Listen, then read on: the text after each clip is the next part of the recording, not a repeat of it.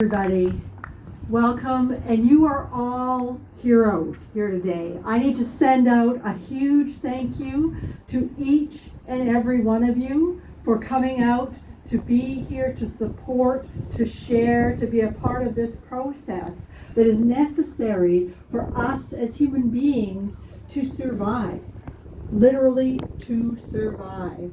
You are all a part of that. I want to thank the Sovereign Group who's put this together, and I want to thank everybody who has donated. I work with the Canada Health Alliance, and there was a substantial donation that came through from the group in Powell River from our last rally. We were able to use that money to send notice of liability to every single school district across this country.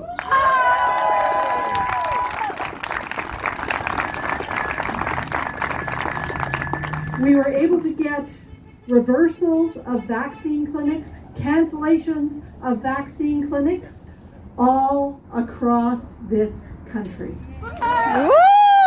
And that's thanks to you.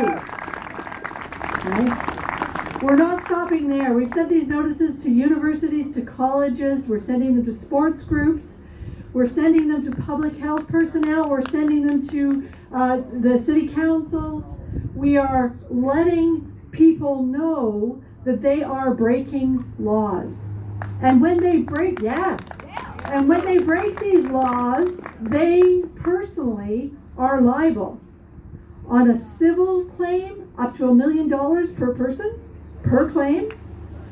On a criminal claim, much, much, much higher. If any of these kids, if any of these people that they are suggesting take a vaccine beyond their capacity to say yes, if they're being coerced in any way, if they are advertising something in a way that is not true, they are liable. Our laws support that, our provincial laws, our federal laws, and our international laws. Yeah. And this is coming. These cases are coming forward. These cases are being won. In Ontario, as of yesterday, all of the mandates for healthcare professionals and teachers to receive a shot before going back to work have been canceled. Yes. We will follow that. We need to start, though, by informing everybody that we can, by not complying with these illegal mandates. I was terminated, and they said it just like that, terminated from my job as an instructor with Vancouver Island University. I have been asked to do that job. I didn't seek it out, and I've been doing it for a few years, and I've been teaching the same stuff for a few years. And the reason I was terminated is because I read off of a box of masks that they do not provide protection from biohazards like bacteria or viruses. They do not provide protection from viruses. So why is this mandate in existence, right? So I never wear a mask, but I've been sometimes talked to very significantly or approached aggressively for not wearing a mask. And I was at Whistler and went into a store and was. And this guy wasn't going to let me into the store. And so I'm giving him my spiel about how this is supposed to work. And so I put my hands in my pocket and I'm like, oh, let me see if I got a mask here, which I, of course, didn't. But I had this. Okay, this is a star that Jeremy has given out to people from time to time. It's with respect to the fight that we have all had, that our ancestors have had for rights and freedoms. Anyway, I took this and I went like this. And the guy that was saying I shouldn't come in looks at me, shakes his head, pulls his mask off, turns around and says, "Fuck this COVID shit!" Yes. There were 6 people behind me trying to get through this door. As they walked through the door, what did they say? Right. 6 other people. I went through the store and I did my shopping, came back through the till. The guy at the till had seen this all go down, and was watching for me to come by. As I came through, he took off his mask and said, right. Now those people have a story, and they're going to tell somebody, and they're going to tell somebody, and they're going to tell somebody, and you guys can do the same. We can't comply. We cannot wear a mask anywhere unless we personally really want to wear a mask. If we don't want to wear a mask, don't wear a mask, right? The shots are the same issue. These shots are not safe and they are not effective. So there is now, as of last week, international epidemiological studies that are available telling us that people who get 2 shots have 23 times the chance of contracting COVID compared to those that haven't had any shots. Those that have been shot twice have 37 times the chance of transmitting COVID compared to those that haven't had a shot. Right? Okay. Those that have been shot twice in BC into November sometime, if it's been 3 months since they've received their last shot, will be considered unvaxxed until they get the right. And joyously, Canada has already purchased enough of these boosters for the next 5 years. Right? So this is not about health. This is not about science. This is about tyranny. This is about taking away our rights and freedoms, because all of these people who have been coerced to take those 2 shots, who never wanted to in the first place, who've taken it so they can keep their jobs, so they can travel, so they can go to the restaurant, so they can go to the gym, whatever it is that they're doing, if it's been 3 months into November, they won't be able to do those things anyway. So taking the shots to do something will not give you those freedoms. It only buys you a subscription to continual boosters, right? Yeah. And the ingredients in these shots are harmful to humans. So there are many studies now around the world and available, unless they're being censored, which they are. Hydra vulgaris, tripodosoma tripodosoma bulzi and tripodosoma cruzi from the kissing bug, works on the immune system. The other one comes from like South Africa, works on the heart, gives you the clots. There's the Hydra vulgaris, 2-micron head with a 24-foot, three tentacles, and a whole bunch of them get activated. The eggs get activated when they come in contact with graphene oxide.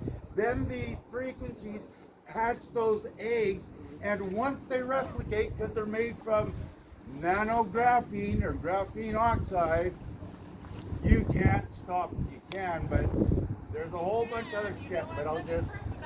There are many ways to heal the human body. Many ways. Yeah, and we love. Yeah, and that's the point. So there are ingredients in these shots that are not good for the human body. And I'm working with some pretty smart people. So I work directly with Dr. Stephen Malthouse, Dr. Byron Bridle, Robert F. Kennedy, and Dr. Joseph Nicola. These guys have better brains than I, right? And they've all been digging into the science. Many of these colleagues have. And what they are finding are many ingredients in these different ingredients in different batches as well. So there's nothing consistent about these shots. There are ingredients that are harmful for the human body, but our bodies can heal. So there are also now many protocols that are coming out. So if you have been shot and you want to protect yourself from some of these dangerous ingredients, there are opportunities to do that. If you haven't been shot, but you're around people who are shedding, which is a true fact now. So people who have been shot are producing spike proteins and are shedding those spike proteins. There are things that you can do as well. So there are many opportunities to heal. Number one being outside, breathing fresh air, getting the sunshine, connecting with other humans. Huge boost for the immune system. Yeah. So the challenge we have is to protect ourselves, but also to protect our children. These are the next groups, the 5 to 11-year-olds. The government wants to put an experimental gene-altering product that we are now finding is harmful into our kids soon. We need to stand up now. We need to say no now. We need to all stand together and elevate this now for our kids. We need to keep them safe. We need to protect them. Yeah. And together we can do that. We do have notice here of some great groups that are coming forward. So people are losing their jobs. People are being asked to leave because of vaccine issues. Me, for one, I'm going to lose the opportunity. So I've been terminated from one, and I'm going to have my license revoked in probably 2 weeks because I can't, no matter what, can't take a shot. So I have a medical condition that means if I take a shot, I'm probably going to die within a very short period of time. So I don't want to do that. But that's my choice, to keep my license that I've held for more than almost 30 years now, to practice in my profession that I train for and love, or to say, sorry, gotta walk away. Well, I'm being liberated by this. You know, there's people with skills, there's a whole new healthcare system that's coming out. The Canada Health Alliance is part of that, and large groups are standing up.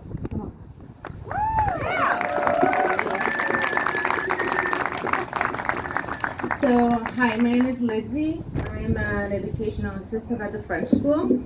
So, last week, or 2 weeks ago, I came across a whole group of workers, teachers, support staff, and of course parents. So we are about 1,000 workers from schools coming together. So I've created a group for Paul River specifically. So it's called, if you can just remember that group, it's Paul River Schools, Teachers, Support Staff, and Parents Against the Vaccine Mandates. Because vaccine mandates are coming for us as staffs in the next coming weeks. We just got a guidelines coming out last night because they're asking the districts, school districts, to actually implement those. Anyways. So if you could just join, ask us to join, we'll redirect you to your schools or parents group, teachers group, support staff, so we can all work together to keep kids safe.